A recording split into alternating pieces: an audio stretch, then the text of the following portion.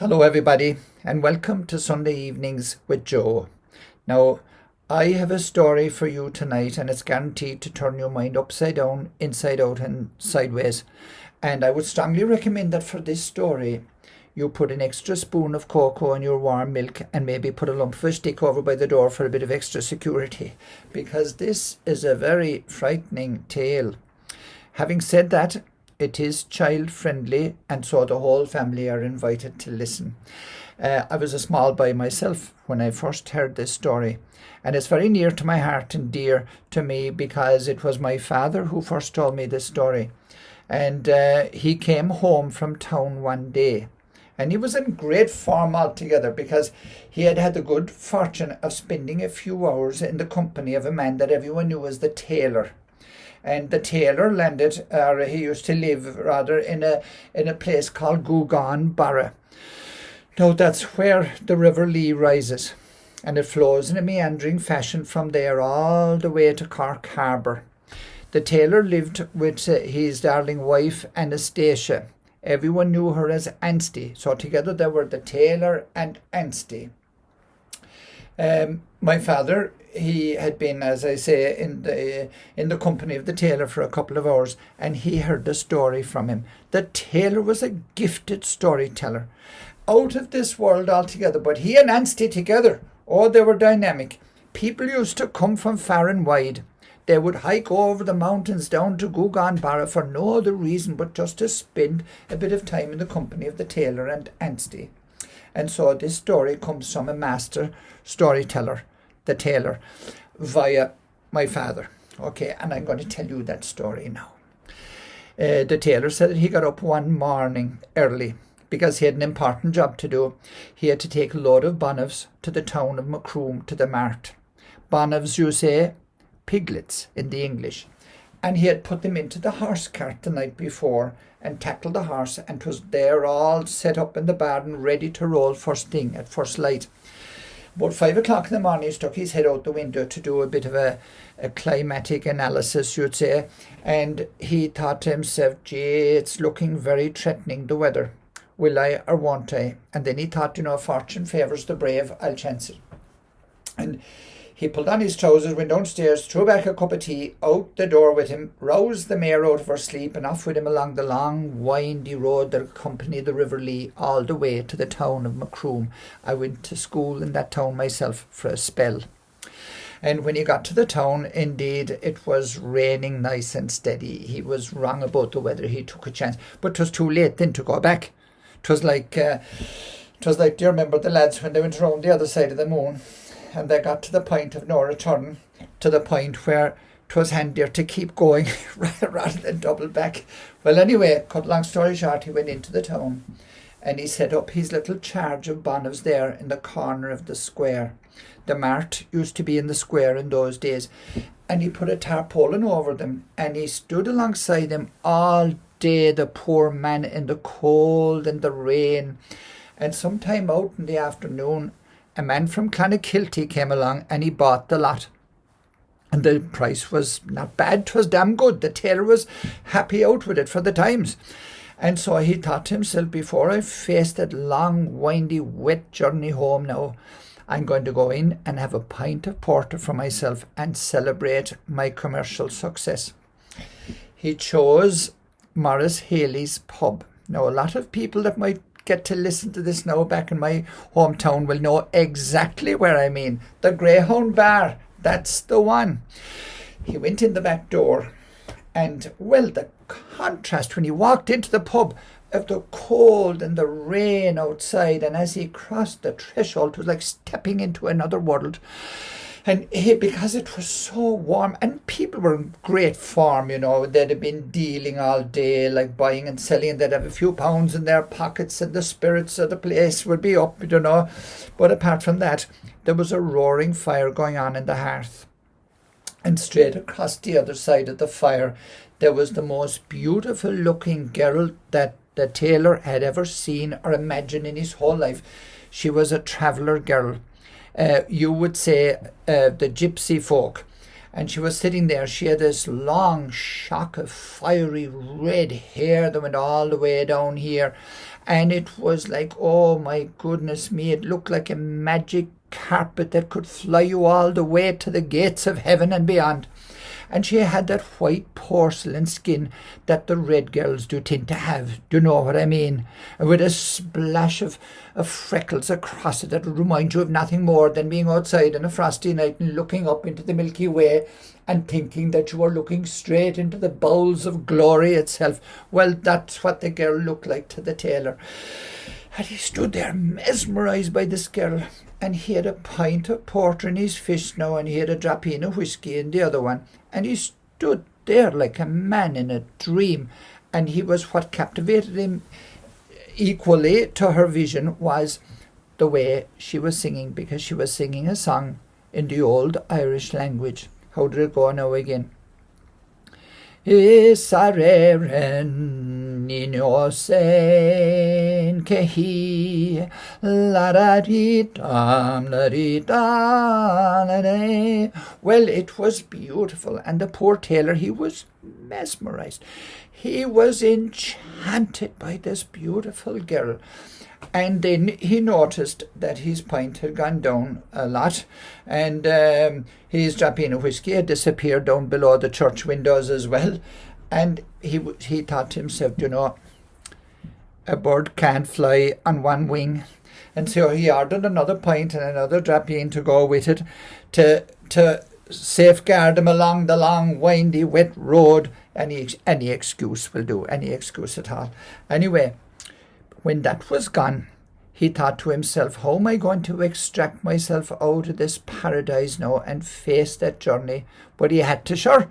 He had to, and he looked up at the window, and it was black night outside now, and he could see the rain was pasting against the glass and running down and running down and running down. And he turned his collar to the night. He issued a blessing on the house and all that was in it, and off with him out the door.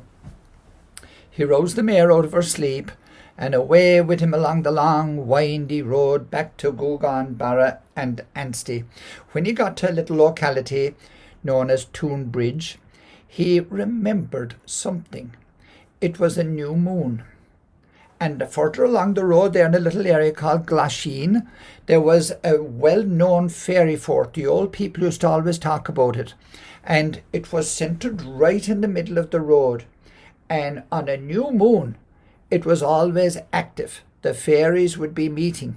Now, these fairy forts here, they were about the size, I suppose, they encompassed about the size of a football field, I suppose, a great big circle. But this one was centred on the road, and so it would have extended down into the fields to the right and up to the left.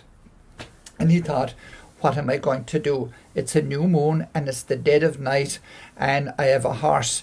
And the horse was a real clincher as well, because the fairies took it as a fierce insult if you drive a horse through a fairy fort when they're having their meetings. And he thought to himself, yeah, you know, sure, they're only all pishogues, only all wives' tales. They don't exist at all in the modern world. Yeah, that belongs in the past, that old stuff. And he went away off, and he sailed through the middle of the fairy fort and off to the town of Inchigeela, or to the little village of Inchigeela.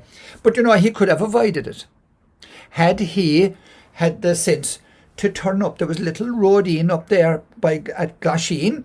He could have gone up that road up to Sweeney's, turned right into a field we used to call the Pound. We used to take a shortcut across it long ago coming from school.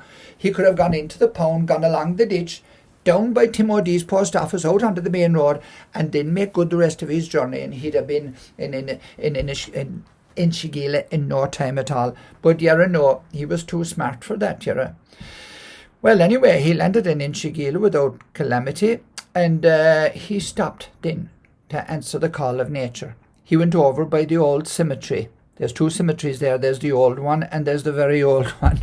Well, he stopped at the very old one. A lot of people know the area, know exactly what I'm talking about. He went over there by the old pillar of the gate on this side.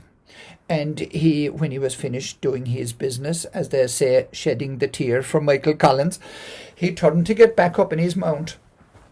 And then he noticed that a cat had stuck his head out between the two of the iron bars over on the other side of the gate. He could just barely make it out. He could see the cat's eyes reflecting the old gas lights they used to have in the villages in those days. And the cat looked up at him, and the cat talked. He talked, and what he said was, "Tell Bill Gooley that Bill Galley is dead." And with that, the tailor nearly fell over with shock, and he thought, what does this mean at all? And as quick as the cat had said it, he pulled his head back in, spun around, and off he went. The tailor could just see him skipping over the graves and running off into the rainy night. And he thought to himself, did I really hear that? And he muttered it to himself, "Tell Bill Gooley that Bill Galley is dead." Well, anyway, he climbed up onto his mount, and away with him off through the rainy village, and back out onto the windy road that followed the meandering River Lee all the way to Gooley. And as he went along that road, he was thinking to himself, did I really hear that? And what caused it at all? Was it the contrast between spending all the day in the cold, rainy environment and then the contrast of going into the lovely warm pub? Or was it that traveller girl? Did she put some kind of an enchantment on me because it was said that they could? Or was it the drink? Oh, jeez, he said, maybe Anstey is right about the drink, the bloody drink, sure, we all know what that does. Or could it have had anything to do with going through the fairy fort? Maybe the old people were right about that. Well, whatever it was, I know what I heard. And he'd say to himself again, well, if he said it to himself once more between there and home, he must have repeated it 50 times. Tell Bill Gooley that Bill Galley is dead. Finally, he's going up his own little road in, heading up to Gooley, and he's going up and he could see the smoke in the chimney in his own place. It's up along on the left-hand side, and it's still there to this very day, the tailor and Anstey's house. And he put the mare into the barn and untackled her, and he did all of those little chores before going in home. And he was operating away in automatic mode. He was totally preoccupied now, as you can imagine, with his experience that he had had in Inchigeelagh. And when he walked in home, he was like a man in a dream again. And he walked straight past herself. She was there making a cup of tea for him and something to eat. 1 o'clock in the morning now. But she was a kind creature, Anstey. Oh, she come from good people. She was one of the Sullivans from Carrignadora. Well, he walked past her over and he sat down at his own fireplace, and she had a lovely fire going from there, lovely turf fire. And he's sitting there at his own fire, and he's still in a cloud, in a dream, and his own cat is sitting there by the fire, and the cat is purring away, as a cat will, in the winter time. They're rhythmically just purring away there by his ankle, and he's looking down at the cat, and he's looking into the fire, and he's thinking about his experience. "Any news from town?" says Anstey. No, Anstey, no. She said, "No news." "No, Anstey. You were in town all day and you have no news for me. What good are you?" He said, "Anstey, I can't lie to you. I have news. Anstey, and it's queer news it is too." And he told her of his experience in Inchigeelagh, and how the cat had stuck his head out between the two of the iron bars, and he looked up at me. Anstey, he talked. The cat talked. And what he said was, "Tell Bill Gooley that Bill Galley is dead." And with that, his own cat jumped up onto all fours and looked him square in the face and said, "Why the devil didn't you tell me sooner? I'll be late for the funeral." And he jumped out over the half door and ran off into the rainy night. And that's my story. Ladies and gentlemen, boys and girls, there's an old Irish blessing that goes, "May the road rise to meet you. May the wind be always at your back. May the sun shine warm upon your face and the rains fall soft upon your fields. And until we meet again, dear friends, may your God hold you in the palm of his hands. Blessings and love to you all. Keep loving. Life is too short to be doing anything else. Until we talk again, good night and bless you all.